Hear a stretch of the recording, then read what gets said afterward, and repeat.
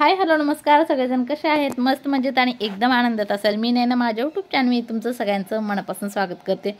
तर आज मुलांची इच्छा झाली बटाट्याचे पराठे खायची। तर काय झालं एक तर मी वेगळ्या पद्धतीचे त्यांना पराठे बनवून चारले आणि ती त्यांना एवढे आवडले की ते सारखं तसंच झालं त्यांचं चालू झालं की आम्हाला तसेच पराठे कर। तर त्याची रेसिपी सुद्धा तुम्हाला दाखवते। म्हणजे काय दररोज आपण जी नॉर्मल भाजी करतोय तशीच करायची, बटाट्याची भाजी जशी वड्याला वगैरे आपण करतो तशीच भाजी बनवणार आहे।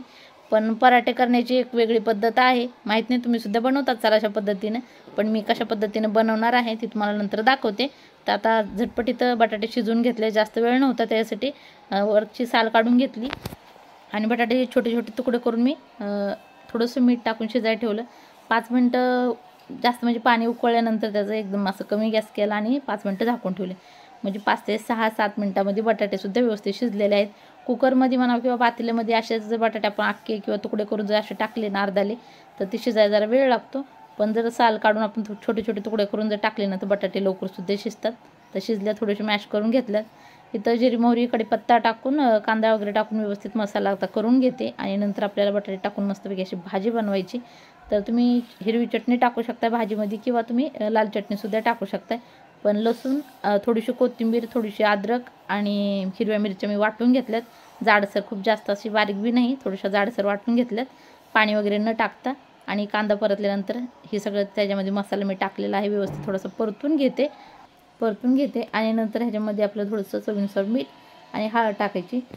पाहिजे तर थोडंसं ह्याच्यामध्ये तुम्ही ही गरम मसालासुद्धा टाकू शकताय आणि थोडीशी धने पावडरसुद्धा ह्याच्यामध्ये टाकू शकताय। तुम्ही थोडासा गरम मसाला टाकला आहे आणि नंतर वरतून मी धने पावडर टाकणार आहे। ज्यावेळेस मी बटाटा टाकीन ना तेव्हा मी धने पावडर टाकणार ह्याच्यावरती, आत्ताच टाकणार नाही। तर व्यवस्थित मिक्स करून घेते आणि मसाला परतताना इतका मस्त असा वास पण येत होता आणि हिरव्या मिरचीचा ठसकासुद्धा उठला होता। तर स्नेहा फोनमध्ये मला काहीतरी दाखवत होती, तिला मिशून काहीतरी ऑर्डर करायचं होतं तर ते दाखवत होती, हे वाला चांगलं आहे का ते वाला चांगलं आहे का। तर म्हणलं ठीक आहे स्नेहा थांब जरा माझं जेवण बनवू दे, म्हणलं मी नंतर बघते निवांत आणि नंतर सांगते म्हणलं तुला चांगलं काय आहे ती, तोपर्यंत बघ तुला जे काय आवडलं तर सांग म्हणलं। तिथं चालू होतं काय बघायचं आणि एकदम मस्त असं बटाटा, किती लवकर असे बटाटे शिजतात। एकतर गॅसची सुद्धा बचत होती आणि टायमाची सुद्धा बचत होती, इतकं मस्त असं बटाटा शिजलेला आहे। आणि बघ मला दुसऱ्या टाईम जर अशी भाजी वगैरे बनवायची असेल ना तर मी बटाटा असं शिजवून का ते एकदम झटपट होतं। फक्त पहिल्यांदा साल वगैरे त्याची व्यवस्थित काढायची आणि कट करून थोडंसं मीठ टाकून शिजत ठेवायचं, जास्त पाणी वगैरे ओतायचं नाही, थोडंसं अर्धा 1 ग्लास ओतलं तरीसुद्धा थोडंसं वाफेवरसुद्धा बटाटे व्यवस्थित शिजतात। तर मला ठसका उठला त्या हिरव्या मिरच्याचा। आता चला कोथिंबीर एक मस्तपैकी हिरवीगार मुठभर कोथिंबीर बारीक कापून टाकायचे। पाणी माझ्याकडून सांडलं ग्लासातलं, केस न्यायला चांगलं वाटलं, पाणी सांडलं म्हणलं की यस चालू झालं तिचं करायचं। कापून कोथिंबीर टाकली, भाजी व्यवस्थित हलवून घेते आणि आपल्या पराठा करण्यासाठी भाजी काय करायचे तर पराठे गरम गरम केले तर छान लागतात लगेच खायला आणि थंड झाल्यानंतर ते व्यवस्थित चांगले लागत नाहीत। तर तुम्ही हे पराठे दह्यासोबत खाऊ शकताय किंवा आता मुलं तर सॉस वगैरे सोबतच खाणार आहेत। तर सचिनला पराठे खायचे नव्हते, त्यांना भाजी चपाती खायची होती। तर म्हणलं ठीक आहे अर्ध्या पिठाची म्हणलं मी चपात्या करते आणि अर्ध्या पिठाचे पराठे बनवणार आहे। तर पहिले थोड्याशा चपात्या करून घेते आणि नंतर थोडीशी भाजी 1 मिनिट आणखीन गॅसवर मी ठेवली, कमी गॅसवर। तर भाजी प्लेटीत घेऊन थंड करून व्यवस्थित आणखीन त्याला मॅश करायचे का तर मी थोडेसे आणखीन बटाट्याचे तुकडे आहेत मोठे मोठे, जे आपलं पराठा बनवताना लाटताना ती फाटू शकते, त्याच्यासाठी व्यवस्थित मॅश करून घेते आणखीन भाजी प्लेटमध्ये घेऊन। तर आधी चपात्या करते आणि स्नेहाला म्हणलं प्लेटीत भाजी घेऊन जा, थोडीशी थंड करून आणलं पंख्याखाली ठेवून। आता पराठे कसे बनवायचे ते तुम्हाला दाखवते। त्याच्या पटापट 4-5 चपात्या करून घेते, जी सचिनला मी टिफिनला देईल तेवढ्या चपात्या करून घेते। तर 5-6 चपात्या माझ्या करून झाल्या, आता बनवते मुलांसाठी मस्तपैकी असे बटाट्याचे पराठे। आणि हे पराठे गरमागरम खायला खूप छान आणि एकदम चविष्ट लागतात। तुम्ही दह्यासोबत खाऊ शकताय किंवा सॉससोबत खाऊ शकता, ज्यासोबत तुम्हाला आवडतील त्यासोबत तुम्ही खाऊ शकताय। आणि जरी त्याच्यासोबत काहीही जरी नाही खाल्लं, नुसते असे पराठे रोल करून खाल्ले ना तरीसुद्धा खूप चविष्ट मस्त लागतात हे पराठे। आणि मी 2-3 वेळा असे पराठे बनवलेत। तर काय झालं पहिलं माहीत, आपण जसं की पुरणपोळी बनवतो ना तसे पहिले मी पराठे बनवायचे, त्याच्यामध्ये सारण भरायचे आणि पराठे बनवायचे, पण ते पराठेसुद्धा चांगले लागायचे।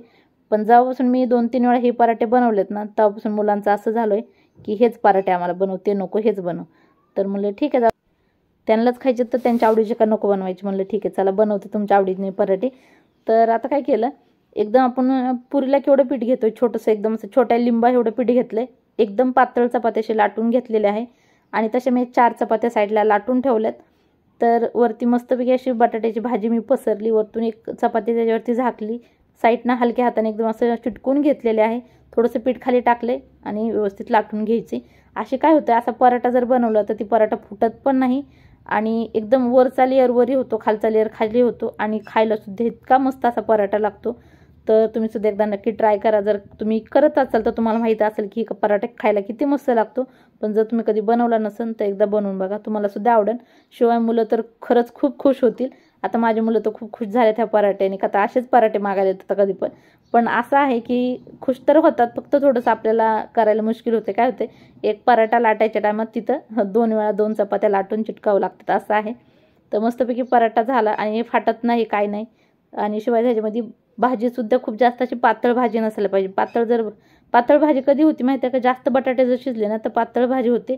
आणि पातळ भाजी झाली ना तरीसुद्धा तुम्ही हे पराठे आरामात बनवू शकताल. का तर व्यवस्थित चपाती लाटून घ्यायची, वरतून भाजी लावून घ्यायची चमच्याने एकदम हलक्या हाताने, वरतून दुसरी चपाती त्याच्यावरती ठेवायची आणि 1-2 लाटणे जरी फिरवलं ना तर तुमचा पराठा एकदम मस्तपैकी असा तयार होतो. शिवाय मस्तपैकी फुगतो सुद्धा आणि खायला सुद्धा तेवढाच एकदम खुसखुशीत म्हणा किंवा गुबगुबीत म्हणा, एकदम असा खायला मस्तच लागतो.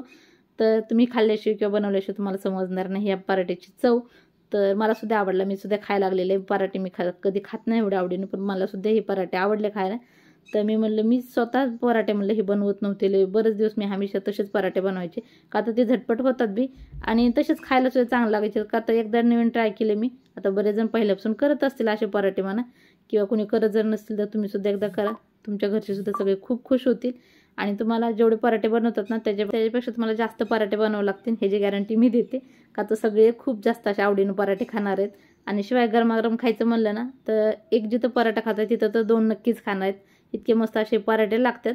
तर चला पटापट मी बनवते गरमागरम पराठे, स्नेहा स्वप्नीला देते आणि नंतर मी सुद्धा एक खाणार आहे. पण माझ्यासाठी मी एक भाकर करणार आहे, का तर मला जास्त करून असं चपाती वगैरे मला खायला आवडत नाही. आणि चला पटापट सगळे पराठे आधी बनवून घेते. तर काल कपडे धुवायला उशीर झाला आणि वरती मग उशिरा कपडे टाकले, तर ते रात्री व्यवस्थित कपडे वाळलेच नाही. आणि मी म्हणलं राहू दे, आता सकाळी कपडे घेऊन जाईल. एक तर रात्रीच्या कपडे असे ठेवू नये वरती, तरीसुद्धा म्हणलं जाऊ दे आता रात्रभर ठेवते, सकाळी वाळतील. आणि शिवाय काय झालं, रात्री भरपूर असा पाऊस पडल्यानंतर सगळे कपडे ओले झाले आणि आता पूर्ण दिवसभर ठेवलेत, म्हणलं चांगलं कडक होतील. थोडंफार ऊन पडलं होतं, जास्त नाही. आणि आता वरती आले टेरेसवरती, आता आबाळ खूप जास्त आले. म्हणलं आता जेवढे सुकलेत तेवढे पण हे होऊन जातील, ओले होऊन जातील. आणि काय होतं, कपडे जर पावसात वल्ले झाले ना तर ते सुकल्यानंतर सुद्धा त्याचा एकदम असा घाण वास येतोय. तर आता कपडे घेऊन जाते, नाही तर ते पण वल्ले होतील, एकदम असा दमट वास यायला लागलाय. तरी सुद्धा आता नेते खाली पंख्याच्या हवाले बघते टाकून. आणि आता बहुतेक जोरदार पाऊस येणारच आहे. तर म्हणलं चला सगळ्यात आधी जाऊन वरती कपडे घेऊन येते. तर वरती आले आणि इतकं छान असं वातावरण आहे बघा, मी तुम्हाला दाखवते. तर बघा किती मस्त असं वातावरण आहे वरती.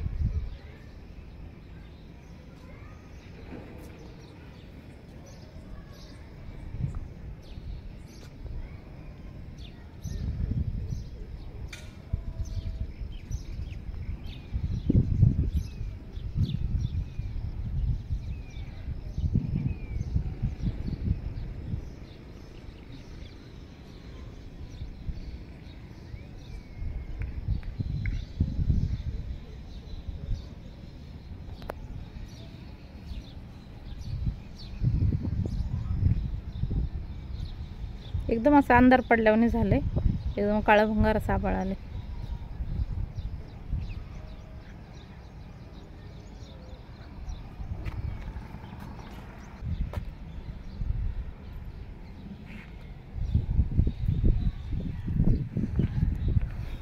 चला माझे कपडे काढते पटापट, नाहीतर ओले होऊन जातील. पाऊस जरा आता कपडे काढले आणि कपडे काढते तोवर पाऊस आला, बघू शकता. जास्त नाही, असं यायला सुरुवात झाली तसे.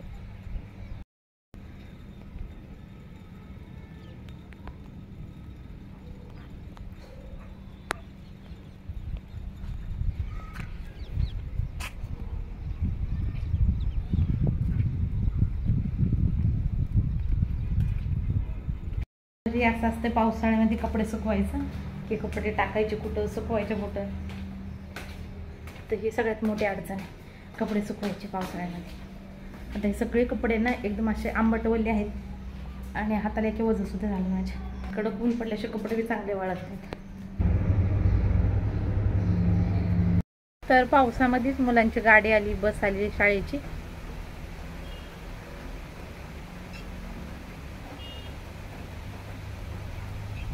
आता काय मुलं असतील काय छत्री घेऊन गेले असतील ती येतील छत्रीनं, नाही तर काय मुलं असतील ती बिनछत्रीच असंच भिजत येतील.